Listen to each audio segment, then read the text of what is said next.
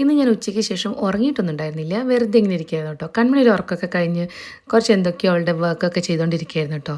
കൺമണിക്ക് ടേബിളിലൊന്നും ഇരുന്ന് എഴുതുന്ന ഒരു സ്വഭാവമൊന്നും ഇതുവരെ ഇല്ല. കാരണം അവൾക്കായിട്ടൊരു ടേബിളും കാര്യങ്ങളൊന്നും ഞങ്ങൾ വാങ്ങിച്ചിട്ടുണ്ടായിരുന്നില്ല കേട്ടോ. അങ്ങനെ ഞാൻ ബ്ലിങ്കറ്റിൽ ഒരു കുഞ്ഞ് ഗിഫ്റ്റ് കൺമണിക്ക് വേണ്ടി നോക്കുമായിരുന്നേ. ഈ മഴയത്ത് നമ്മുടെ ചേട്ടൻ നമുക്ക് സമയത്ത് തന്നെ സംഭവം എത്തിച്ചിട്ടുണ്ട്. പക്ഷേ ചേട്ടൻ്റെ കാലിന് വയ്യാത്തതുകൊണ്ട് സ്റ്റെപ്പ് കയറാൻ പറ്റില്ല എന്ന് പറഞ്ഞു. അപ്പം ഞാൻ പറഞ്ഞു ഒരു കുഴപ്പമില്ല, ഞാൻ തന്നെ വരാലോ എന്ന് പറഞ്ഞിട്ട് ഞാൻ താഴെ വന്ന് ഐറ്റമൊക്കെ എടുത്തു കേട്ടോ. എന്നിട്ട് എന്നോട് അതിന് സോറിയൊക്കെ പറഞ്ഞു കേട്ടോ. എന്തൊരു പാവമല്ലേ, അങ്ങനെയൊക്കെ പറയേണ്ട ആവശ്യമുണ്ടോ? അങ്ങനെ ഞാൻ അതൊക്കെ എടുത്തിട്ട് മുകളിലോട്ട് പോയി കൺമണിക്ക് ഇതാ സർപ്രൈസ് ചെയ്യാൻ കേട്ടോ.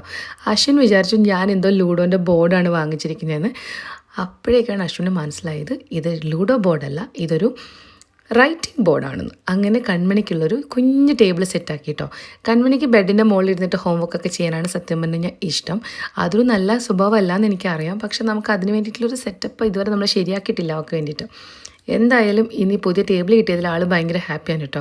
കുറച്ച് സമയം എന്തൊക്കെ എഴുതി, പിന്നെ നമ്മൾ സ്നേക്ക് ആൻഡ് ലാഡറൊക്കെ കളിച്ചു. അപ്പോൾ അത്രയേ ഉള്ളൂ. പുതിയ വീഡിയോ ആയിട്ട് പെട്ടെന്ന് വരാം.